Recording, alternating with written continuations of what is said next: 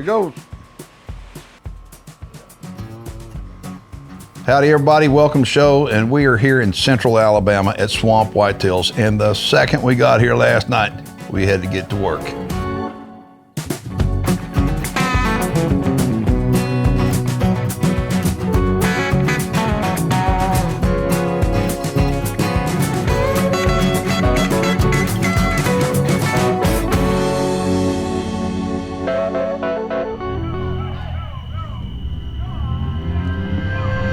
The white-tailed deer is America's favorite big game animal, and white-tailed deer farming is the fastest growing segment in the agriculture industry. Our program's mission is to dive into the world of deer farming and inform you of how deer farmers all over the country are now using rapidly developing science-based research on their captive deer herds to solve the chronic wasting disease issue through selective breeding. Not only is this new science working, but it's obvious that captive deer breeding is the only way to help save America's deer herds from CWD, which will help improve overall herd health and at the same time can produce more quality trophy-sized animals for the general public. Join me as we discover how whitetail genetics, deer auctions, animal husbandry, and so much more drive the modern-day deer farming industry. My name is Keith Warren, and this is Deer and Wildlife Stories.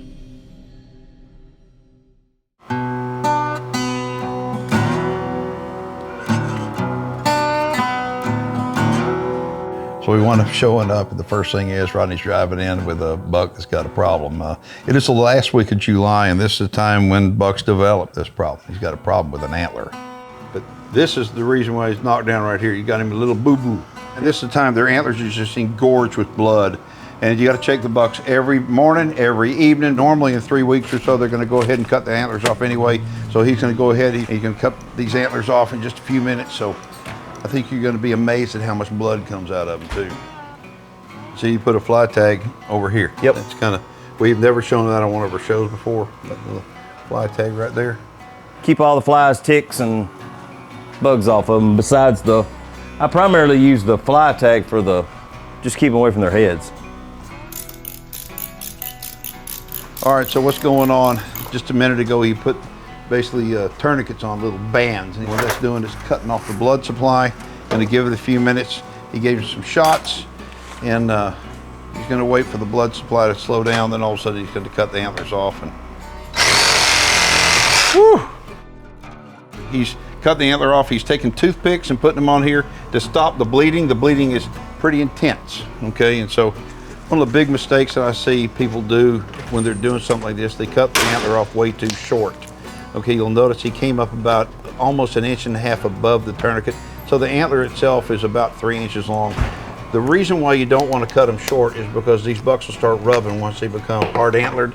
And when they start rubbing, they will damage the burr, the base. And literally all of a sudden it grows back next year, non-typical. You don't want to do that. So I like seeing them cut off about like this, about 3 inches long.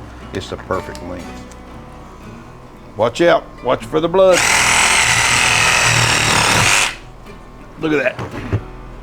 Okay, what this is, he's put some powder on here. It's just to coagulate the blood, just to stop him from bleeding. Man, you talk about blood. Oh. Spray an aluminum spray. I just put this on there, just kind of coats it. And keeps the flies from blowing it, keeps all the insects off of it. One of the cool things about doing this at night is at nighttime deer are much more calm than they are during the day. It's much cooler during the nighttime. And we don't ever do them in the daylight hours because it's just too hot.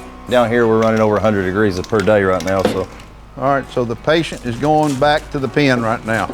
And so first thing tomorrow morning, we'll check, make sure he's on his feet and doing fine.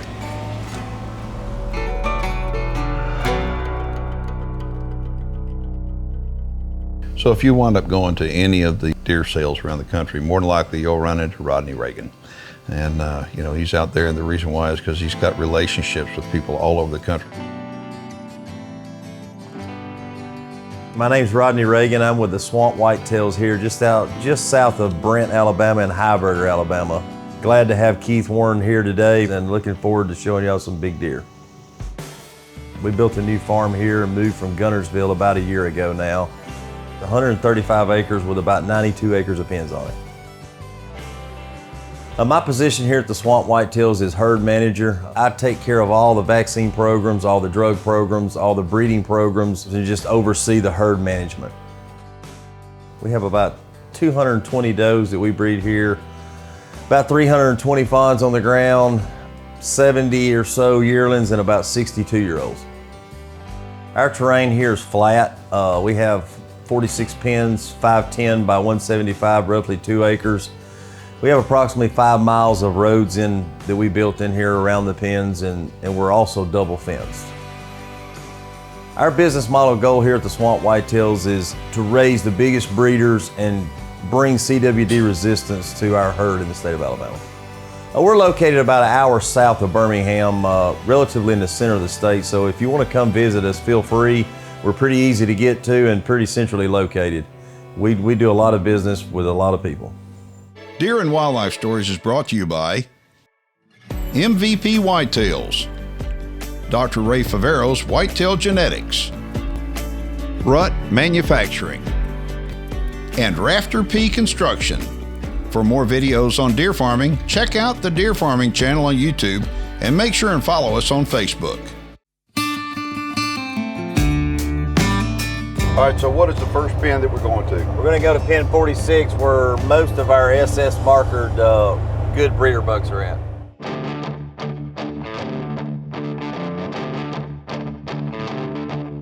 Tell me who that is. Well, that one's Swamp Star. Green 103 is his tag number, and he's a 2-year-old. He's 2? Mm-hmm. Goodness gracious. He was a really big 1-year-old last year. Okay. So Swamp Star's in the Code 096, he's a SS marker buck. Oh, really? With a negative on the GEBV, so he definitely meets the breeding threshold. So we're breeding him a whole lot. Okay. We AI'd with him last year, and we live covered with him. Okay, so if you're interested in getting the deer breeding business, you're going to hear a lot of talk about this SS marker. Pay attention. I mean, don't you think? Yes. The biggest advice I could give you is and it started 15 years ago when you started the television show. I started saying, if you had one piece of advice, what would you tell people? And they say, quality over quantity all the time. And it's still that way. That's right. But quality is measured now in genetics, yes, but now we have a way to measure the genome as far as the SS marker goes. Okay, and if a deer doesn't have an SS marker, I don't care how big he gets, I don't care what his pedigree is, he's not as valuable as a deer with the SS marker that's got a good pedigree. Who else you got in here? Well, he's got a brother in here that was zero gravity, and he's got the best frame of the two. He's wide, and you know, we like those big wide frames. Are they womb brothers? They are. Well, they're out of a flush. Okay. They're full brothers. Same Okay. dad, same mom. Mm-hmm. But he's an SS also, and he has a little better breeding value. I mean, he's a negative 1137. So you've got semen of these guys for sale? We do. Green 103, we've got plenty in the tank. Green 28, not yet, and then Green 87, we have semen on. He's another brother to them, and he's a GS with a really good score. Okay. And then the only other one we have in here is Black 72. That's what we consider a good marker deer. Okay. And he's a GS also. And he has the best breeding value of all the bucks. He's a negative 0.1852 on the EBVs. Yeah, he has the best breeding value of all four. So what you're looking for is you're looking to lower your breeding values and to get SSs. So these 2-year-olds, were they were exceptional 1-year-olds, or were they just good 1-year-olds with a really good GEBV score? Swamp Star was a really good 1-year-old. He was mid 200s at one. His brother, Green 28, zero gravity, was not. I mean, he was probably a 130-inch deer at one. But look at the difference. But he made a monstrous jump at two. Right, and so that's the reason why you're going to want to wait. I mean, a lot of people will wind up saying that a yearling you can tell a whole lot. Well, you can. If you got a big yearling, more than likely he's going to grow up into a big 2-year-old, big 3-year-old. But if you have a smaller yearling, don't count him out, because at 2 he could blow up, and that's proof right there. That's right. If I would have sold one of these marker deer last year, I would have sold 28. Really? And now he's the biggest one here. Yeah. And now everybody wants him. Deer and Wildlife Stories is brought to you by the Animal Kingdom Auction Barn and 5K Ranch, LE Fence Company, the Texas Deer Association, Rut Manufacturing, and New Dart. Deer and Wildlife Stories will be right back. Closed captioning is brought to you by Advanced Deer Genetics.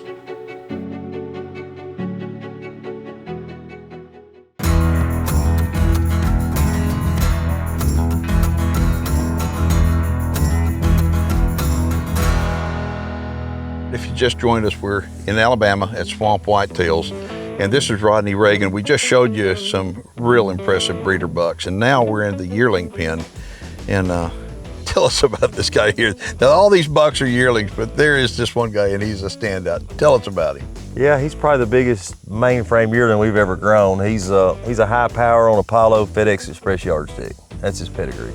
Okay, so we can show you the North American Deer Registry certificate on him, and he's got a really stout pedigree, but that is just a heck of a deer. Yeah, he's probably our biggest to date. As far as we've had bigger non-typicals, but he's our biggest mainframe that we've grown yet. Every deer breeder, we look at NADR, North American Deer Registry. That's kind of our gospel that we follow. We have to, because it tells us genetically what we're breeding and what we're getting out of our breeding. Okay, well, when do you start really getting involved with NADR with these deer? I know that you've pre-planned your breeding years in advance, but when all of a sudden the deer hit the ground, talk about your strategy as far as how do you use NADR at that point? I mean, we DNA everything 100% on the farm. Every female we breed, we DNA. We don't DNA the bucks until we decide they're going to be a breeder or not. But you know, if there's any chance that they have markers, then we DNA them and run the markers on them. Well, we just saw some 2-year-olds in the previous pen that were outstanding 2-year-olds, and you said as yearlings, some of them are good, then they just blow up between 1 and 2. So as you're looking at these guys, I mean, there's some nice yearlings and there's some that are just yearlings, but you think the difference between now and next year at this time, that's when all of a sudden you'll see the genetics and the growth really just start pushing, won't you? The big ones, obviously, we do put emphasis on because they don't normally go backwards, but some of the smaller ones in here may pass him next year. Okay, so this farm is huge. As we began showing you, I mean, it's huge, but the cool thing about it is this is a state-of-the-art deer breeding facility. We're gonna show you that facility, and this is a facility that literally one man, Rodney Reagan, ran 125 deer through that barn by himself in 3 hours.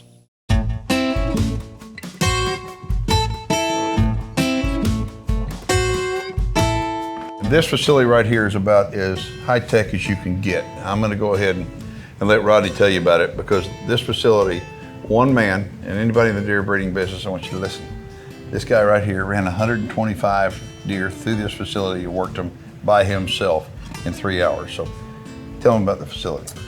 Well, it's pretty much just a tunnel system. I mean, most people have seen these tunnel systems. We just built this one a little larger because we want to be able to manage about 30 deer adults at a time in the barn. We prefabbed all this in Gunnersville at our shop and then brought it down here and installed it. But it's pretty much the basic system everybody uses with tunnels and sliders just to move them up. The only difference we done was, so we built a fully automated pneumatic chute. So the way the chute works, it's got a laser beam switch in it, and we'll push the deer in and it'll go through the chute, but it has a beam switch, and when their front legs cross the beam switch, the floor falls, but most of the time you're having to push the deer in from here, so we didn't want the window coming up, so we put a magnet on it, and then when you come around, you just bump the magnet and the front comes open and the deer's exposed for whatever you need to do. Vaccination, we knock some deer out in here from time to time for semen collection, and the main thing we use our chute for is just vaccines. So when you have a system like this, it allows you to really be able to do things a whole lot more efficiently. It's more expensive going into it, but it's a whole lot more efficient coming out of it as well. So the return on investment on something like this is incredible. I know most people when they're working deer, they have 5 to 6 people all the time, bringing them in, moving them up, and that's what we do in our place. I've never seen a system where one man can operate like this. That's we typically don't do it single unless you get caught like that and have to. We typically do all of our vaccination and running them through the barn with 2 people. But you can do it with 1. Okay, so this is the handling facility right here where the breeding is actually being done, the deer handling being done. But he's also got an office over here with some pretty impressive mounts. We're gonna show them to you right now. So deer farming is a business. To some, it's a very serious business. And here at Swamp Whitetails, I want to show you the office. What you're going to be doing as a businessman, you're going to be on the computer a lot. You're going to be trading information back and forth with people. You're going to be purchasing materials for your farm at the best price that you can. But also you're going to be on looking at North American Deer Registry. North American Deer Registry is basically what I like to say the gospel for the deer industry, is where we certify who every deer is genetically. Okay, and it's that breeding that is helping us make better deer. And speaking of better deer, take a look at these guys. Okay, I want you to take a look at these guys on the left here. Okay, these are two beautiful bucks, but would you believe that this is the same deer? Okay, we talk about deer maturing and getting bigger. Well, this is the deer at 2 years old. Okay, and this is the same deer at 6 years old.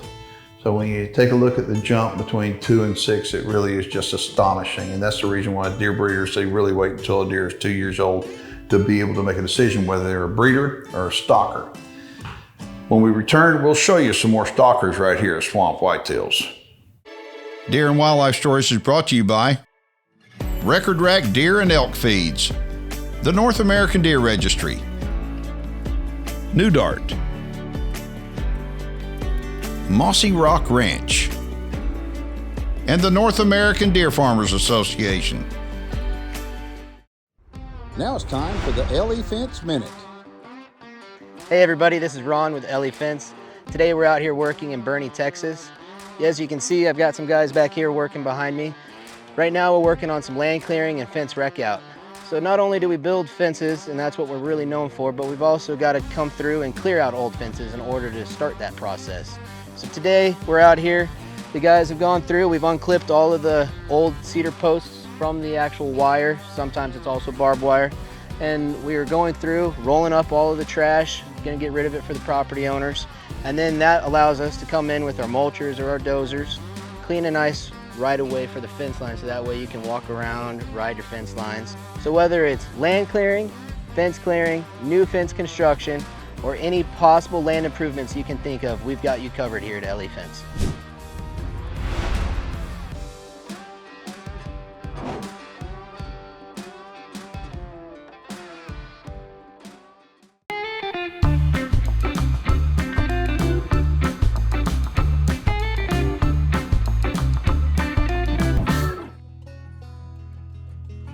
All right, so who's the buck in this pen? Which one? Because this is a pen primarily full of stalkers, but there's one really good one over there. Yeah, Who's Green that? 109. We haven't named him yet, but he's been a late bloomer. He come on in the last few weeks. He's back in black on Tech Extreme Express Hardcore. Boy, that's a heck of a pedigree right there. He goes back to the Boz's mom. She's one of our oldest foundation does here. We built most of our genetics on. He's two.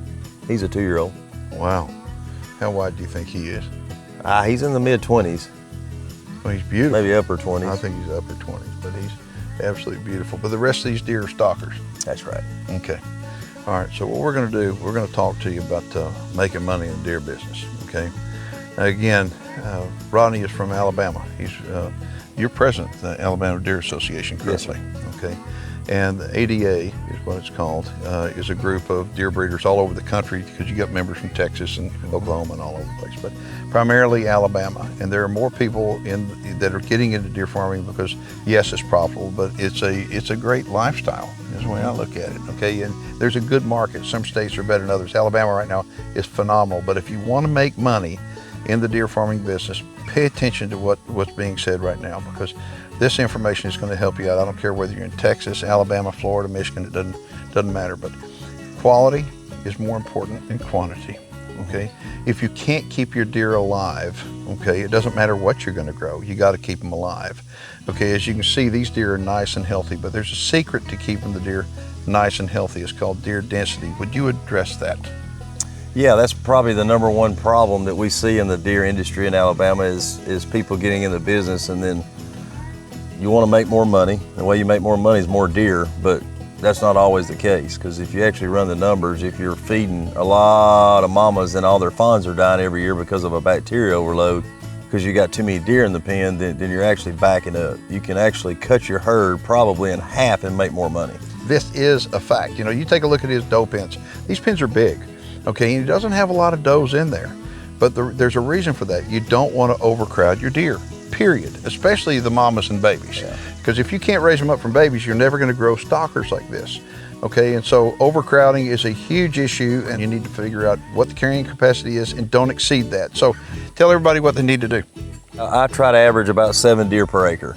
So when we started here, we built 46 deer pens, and we have a general number in mind where we don't want to exceed. And if we start seeing problems with that number, then we'll have to back off. Well, we run 9 does per 2 acres. And so what happens when your numbers get up because you're fawning, they get up, you've got to get rid of some deer, okay? Yes. And so you don't want to exceed the carrying capacity. And that is the number one thing I can tell you as far as keeping herd health, that I don't care where you are, that's a very important thing. You know, something else to consider when you're deer farming is where are you going to get your deer from, okay? There's lots of deer breeders that'll sell you lots of deer, okay? But not all deer breeders are created equal. Some people will sell you a deer and then you say, who are you? When you call them back up, okay? Other people stand behind their deer, okay? And what I would recommend is checking references on anybody that you deal with to make sure that you're dealing with somebody reputable that will help you out, because you will have problems. Guys like us, we still have problems, okay? And so we try to surround ourselves with people that know more than what we know, because we're gonna always have problems. So you wanna deal with somebody to get your deer from that is willing to help you. If you're interested in getting in the stalker program or in the breeding program, this man right here can help you. He was one of those guys that will stand behind these deer. When he sells them to you, if you have an issue, all you gotta do is call him and help you out. That's right. For more videos on deer farming, check out the Deer Farming channel on YouTube and Facebook.